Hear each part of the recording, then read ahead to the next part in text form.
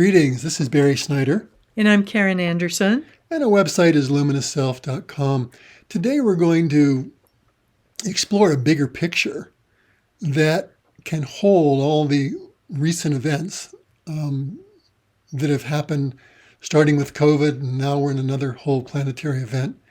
Try to give it a bigger framework that might help us really deal with it, more clearly and effectively as a soul. So we can think back over the last couple of years, and an awful lot of us have felt that we were in an enforced isolation process. We were, being quarantined in our homes. We were being told to isolate, to keep social distance between us and all other beings. And a lot of us felt that we were aligned with this because we believed what we were being told by the government and the agencies such as CDC, that this was the most effective way to curtail the pandemic. And many others of us felt that this was governmental overreach. We were not aligned with this process. We didn't like this enforced isolation. But however you look at this phenomenon that we've all been recently emerging from, we could frame it in a much bigger way, a way that has a lot to do with human evolution, that isn't so much about whether we agree or disagree with governmental policies, but how might that isolation have played its part in a larger process? And right now we have the ongoing crisis, quote unquote crisis in Ukraine that involves the US, Europe, Russia, and other countries now. How does that fit into a bigger picture? And how can we put that in the COVID situation in the same picture? I think we're all aware that things are changing very, very fast. And the world as we have known it is morphing very, very quickly. We never thought we would go through a global pandemic of that scale. We never thought we would be, as Karen mentioned, forced to isolate, be alone by ourselves, sometimes for weeks. We never thought we'd face a situation maybe where we'd be looking at the outside potential for nuclear war again. So it's like the everyday kind of sameness that we came to accept as our world has been radically breaking down over the last few years. And that is part of the bigger picture of a planet and a species in rapid transformation. The bigger picture is that this third-dimensional planet Earth, and this human species, Homo sapiens sapiens, as we have known it, is coming up to the end of its run.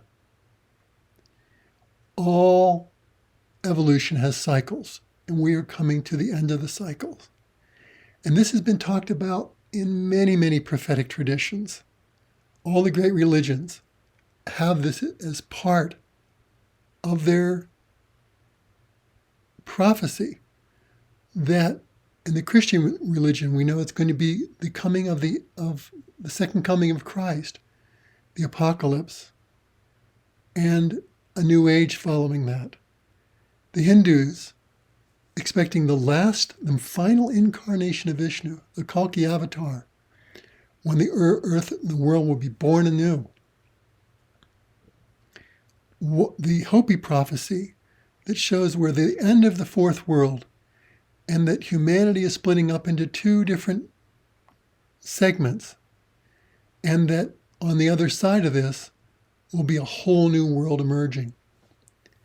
And possibly one of my favorites, our favorites, is the Incan prophecy of that humanity will pass through a crack in time and an entire new species, Homo Luminous, will be born. This is the reality that we have lived with for 30 or 40 years. It's what we awakened to when we woke up a long time ago. That this world and this species as we have known it is going through and is in a rapidly escalating cycle now. We're coming down to the end of this cycle. And that is why things are speeding up. This old world is breaking down. It must break down. Everything of third dimensional energy consciousness, anything that's based in the illusion of separation, fear, is not going to stand. It all has to go. And the analogy or the metaphor of a caterpillar and a butterfly is so appropriate. So I know it's been used a lot, but it's really still the best one. It's like humanity has been a third dimensional physical species, like crawling on the earth, thinking it's a physical material entity. And that consciousness has informed the evolution of everything we see as our planetary culture. It's all based on material science, material well-being, how much stuff you can get, gross national products, et cetera, et cetera. It's all materially based. That's how we determine well-being at this level. All of our technology is based upon third dimensional physics and concepts. All of that cannot get through the transformation that we're in, because where it's going is to a species that is soul awakened and identified, a species that sees itself not as a physical being, but as an eternal, luminous, divine presence, experiencing many outward manifestations in form. This consciousness can't be embodied at that level. It all has to dissolve. Just like the caterpillar, when it comes time, it crawls up on a branch and spins itself a chrysalis. And inside that, it melts down. The caterpillar literally dissolves until there's nothing left except a beating heart and a vestigial nervous system. Now take that image and project it on the world as a whole, and also on our individual lives. All that we have thought ourselves to be, and the extension of that into this is not only my world, but our world. This is my world as an American, as a world citizen.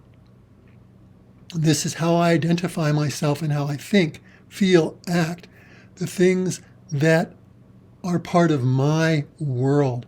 We see that clash happening dramatically now over in Ukraine between two different ideologies. This communist ideology and a capitalist ideology is one example, and it's deeper than that. It's many different dimensions to that. But all these different kinds of identity that we've held are going to have to fall away. They're all part of the caterpillar identity that we've had that needs to dissolve. And dissolve it is and will. I think many of us have been experiencing that in our personal life.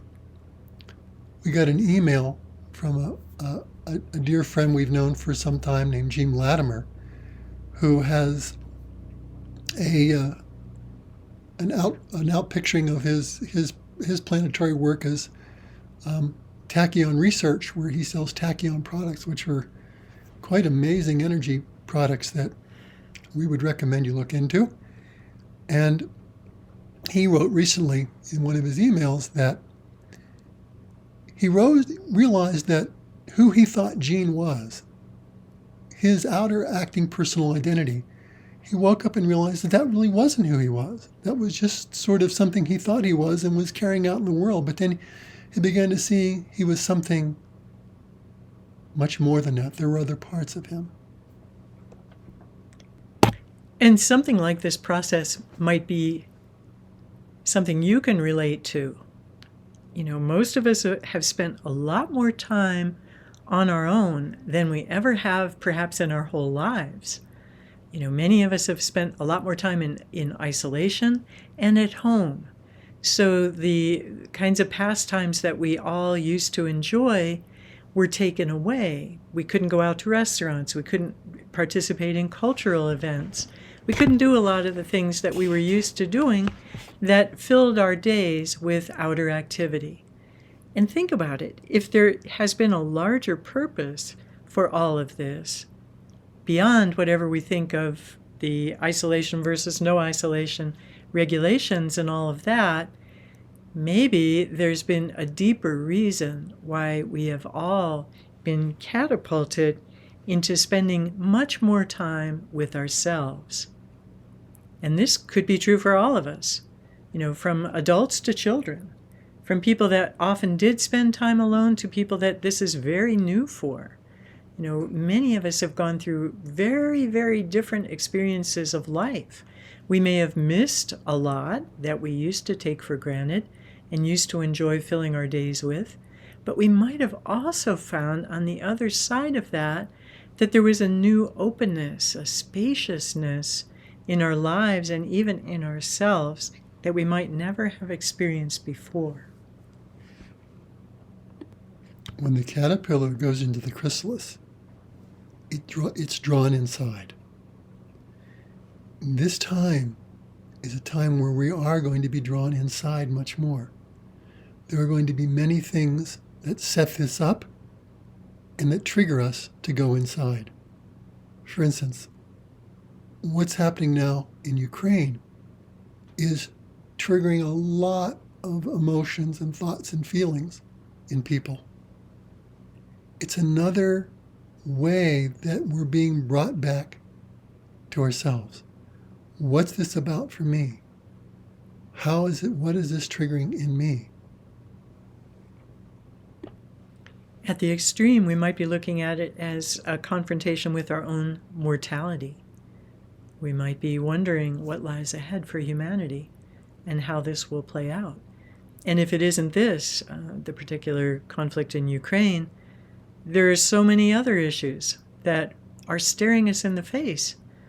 And all of them are catapulting us into this whole different way of thinking about ourselves. So are we the third dimensional beings that we see every morning when we look in the mirror and comb our hair and brush our teeth?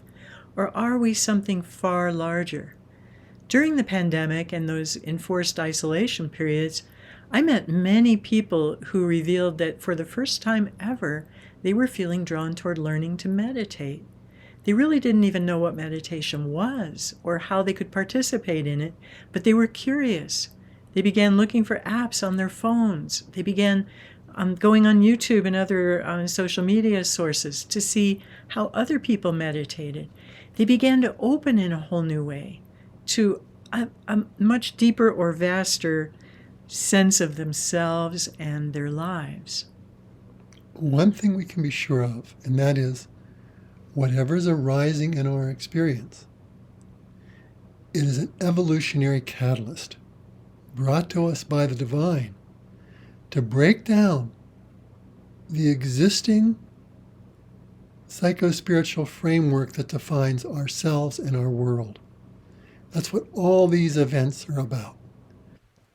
So in our work with people, we've sometimes had the blessing of walking alongside people who were in the process of going into the chrysalis.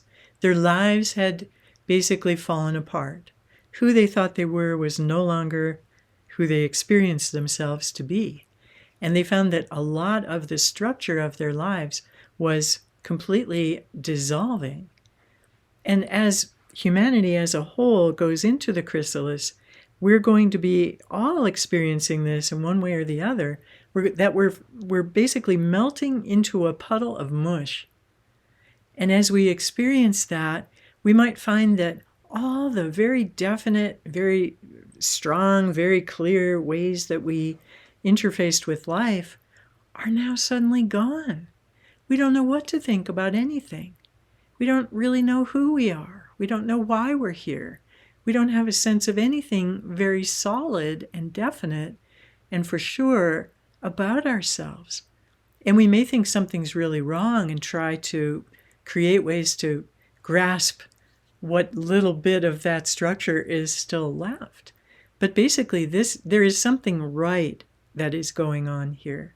And once we embrace that, once we decide, once we choose, once we feel from inside that inner sense that, yes, this is not something to resist or fight against, but this is something to go with, then the process really starts to go in an amazing direction. We find ourselves living in the don't know.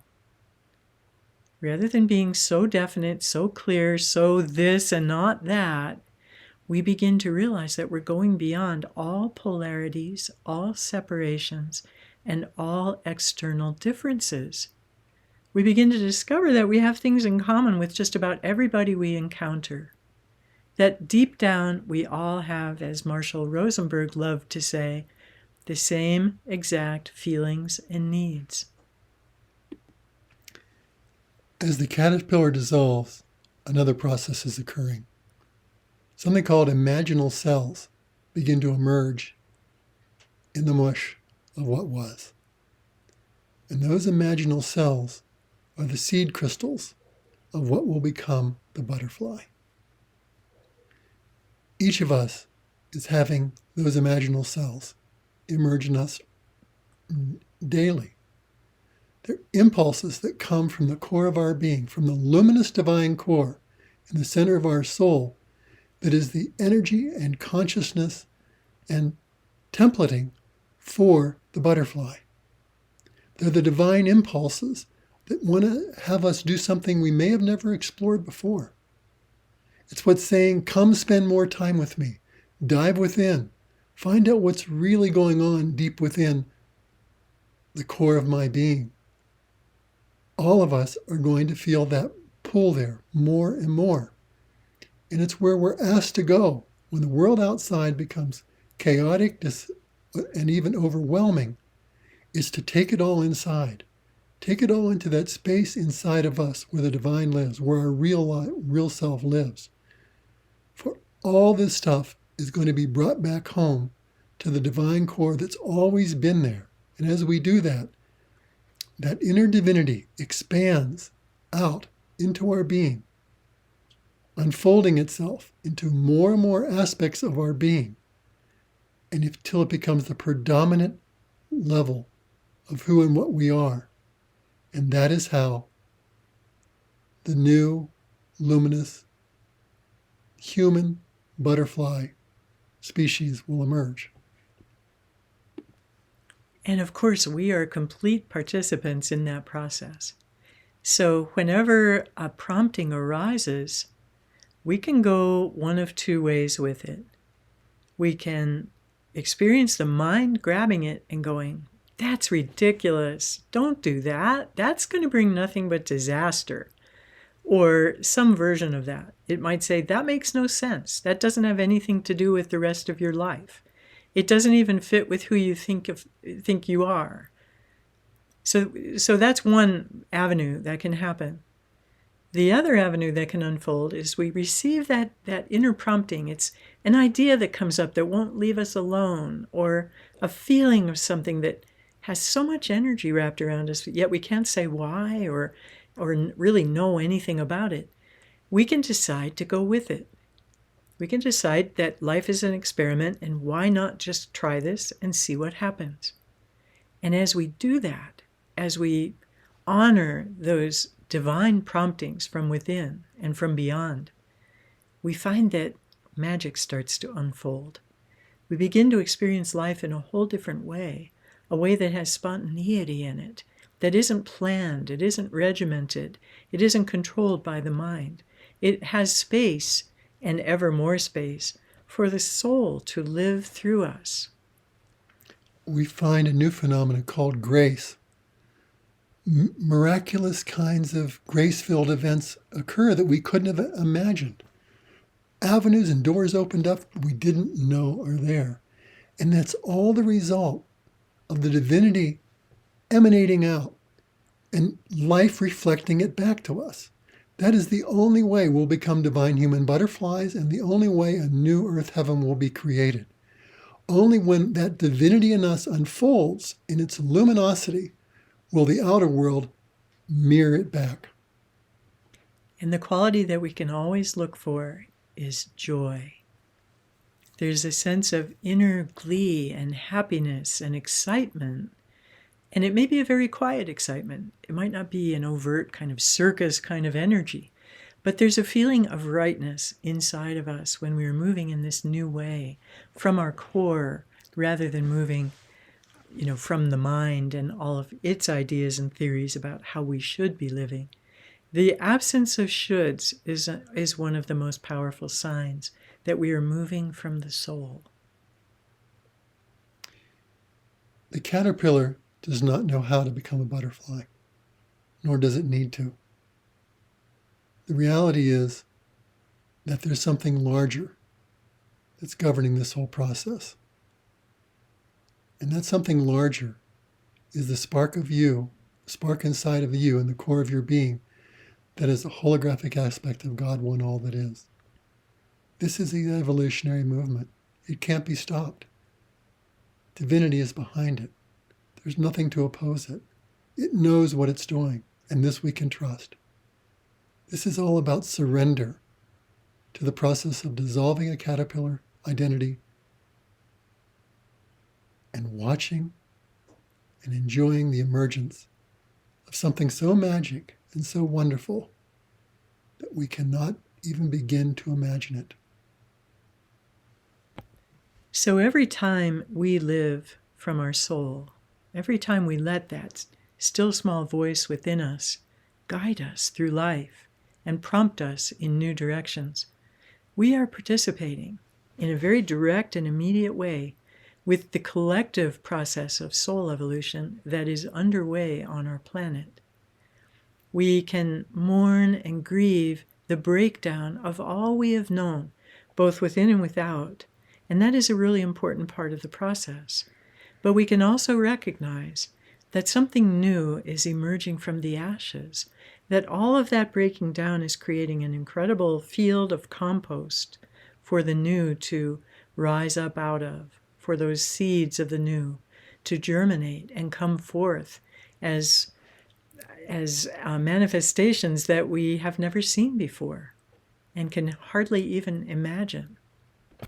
So every time you or I live from our soul, ripples of soul awareness, ripples of higher dimensional frequencies emanate from us and stream out across the universe to affect all beings everywhere. And of course, the beings that may be most directly impacted by our willingness to live from our souls are the beings that we know best. And so in every moment that we live our soul's truth, we are also, in a way, opening up the field for everyone else to do the same, from our neighbors and friends, all the way to the beings that are considered our world leaders. The truth is oneness. There is only one being here with 7.5 billion different aspects in embodiment. As each one of us awakens and emanates that divinity in our core, everything, every mind, every heart is transformed. And as this ripple accelerates in the days, weeks, months, and years ahead, this is how the old will continue to be broken down and swept away, and something new and magic will unfold. It will happen completely as a result of this new field of energy and consciousness. It will show itself in all new ways of living and being that we as yet cannot imagine. The new heaven and new earth will certainly emerge from this process as we become fourth and fifth dimensional divine human butterflies. So we hope that this video has helped you to embrace where you are in your own chrysalis process, to go more fully into it, to let it have its way with you, so that when the time is right, you too will emerge, as we all will, as a divine human butterfly, here to co-create the world that we know is possible, a world of love, peace, oneness, and knowing that you are another me, I am another you, and that anything I do or say to you, I'm doing and saying to myself. We send you our love and blessings. Bye for now.